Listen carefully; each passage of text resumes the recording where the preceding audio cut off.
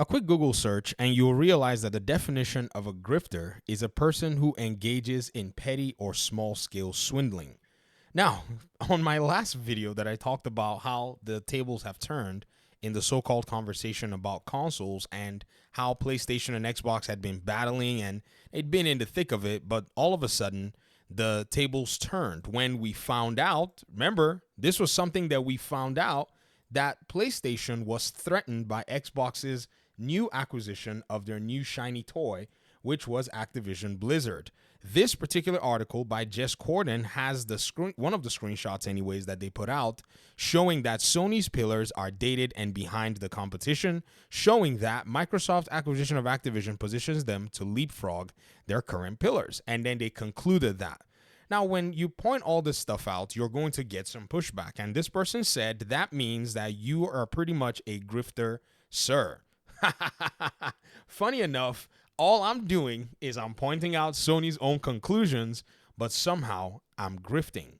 Now, there is a difference between evidence-based analysis and grifting. Evidence-based analysis means you and the person watching or listening to this video can always go and check the sources. You can always go find the validity of the sources. You can go see if there are alternatives or updates according to what has been, proposed out there in order for you to be able to fact check what it is that I've said. Without that, you are probably the one maybe mistaken for what grifting actually is about, or perhaps you are a victim of grifting.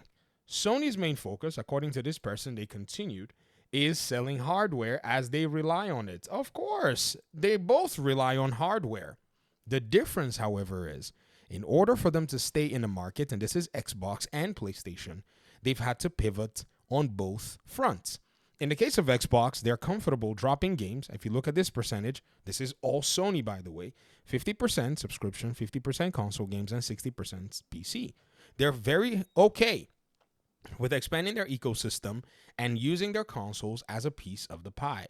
In the case of PlayStation, they only seem to want to make you think that they're okay with just the box, but in reality, there's only one company that is okay with just the box, and that is Nintendo. It is not PlayStation anymore. In fact, I don't think it's been PlayStation even since the Nintendo Switch came out, and that's the big difference that we're seeing here. This person continued and said Xbox is software and they're relying on that. Well, they are mostly software, just like Microsoft. However, they're still saddled with a good percentage of their sales via the console. In fact, let me even tell you one of the reasons that Game Pass is actually successful is because, in fact, a major reason is because of the console. I'm a PC player mostly these days, having played on PlayStation for a while. And even if I may talk about Game Pass on PC, how it's a good value and all of that, the majority of Game Pass owners are coming from the console. The people who keep saying that Xbox is going to abandon console have to actually dig through multiple layers and scale through with very precise gymnastics as to how they have reached that particular conclusion. Meaning that if the Xbox console was to go away, it's going to pretty much cause a shock to Game Pass. So it can't go away. In fact, they plan to continue to use the console, other hardware pieces like possibly their handhelds, to continue to expand Game Pass. Just exactly what Steam did to continue to keep players and even invite new players to Steam. Notice the Steam Decks are now becoming these new hotcake fads that people are buying. People that told me that they were in no way interested in going PC gaming, like one of my longtime audience members, Astro Cyborg, he is now on the Steam Deck, and you best believe that Astro Cyborg is a machine and a 100% completer of video games. He puts everybody that I've seen except Mortismo Gaming to shame when it comes to how many games this individual can complete every single year. And that Steam Deck is only a window to much more games for this same purpose. We're going to keep reading this comment because I think it's actually very interesting.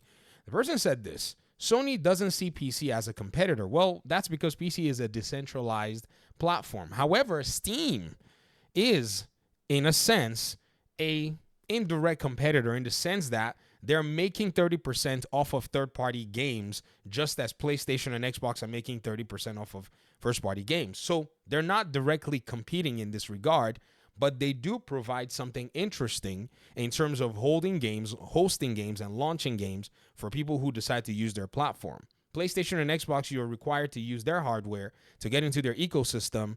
Steam is BYOD, bring your own device, and you can get into the Steam ecosystem. So that's where the big difference is. So somewhat I see of a picture of where I agree with you.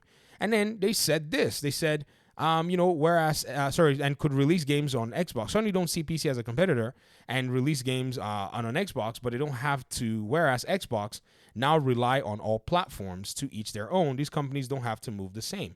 I agree. They're not moving the same. However, one of them is moving differently and has cornered the other one, and that is Xbox. They cornered PlayStation. I didn't understand the rest of the statement. I think you were probably typing fast. And I get it. Sometimes the conversation is too interesting to want to dive into, and your autocorrect can just mess you up. But I get the gist of what you're saying. You're saying that Xbox is running on a different level, and that's what we've been talking about. And has that different level they've been running on paid off for them? Heck yeah, it has. You see, at the end of the day, when you say, there's one thing I want to go ahead and point out in this whole conversation. You said that PlayStation relies on hardware. That is actually partially the truth. They rely on both hardware and both software. If they did not rely on hardware and software, then why are they not like, say, NVIDIA or AMD or Intel or Asus or Dell or HP?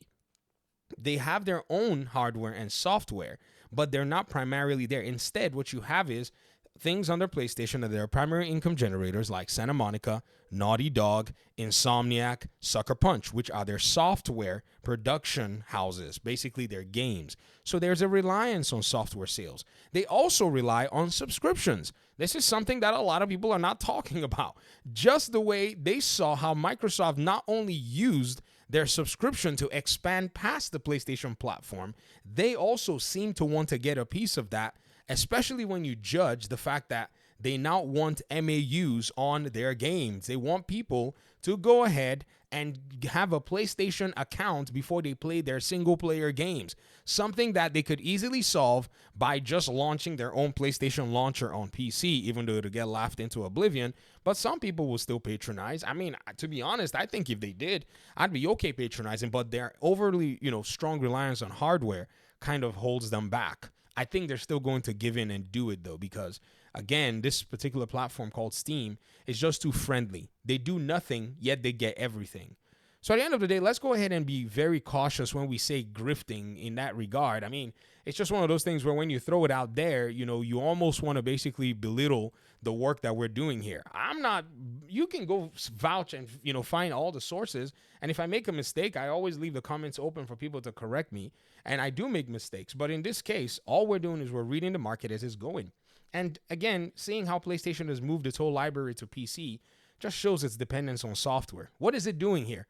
I'm asking, for those who think that PlayStation does not depend as much on software as it does hardware because its hardware leads to its software sales, or they hope its hardware will lead to its software sales, what are their games doing here on PC?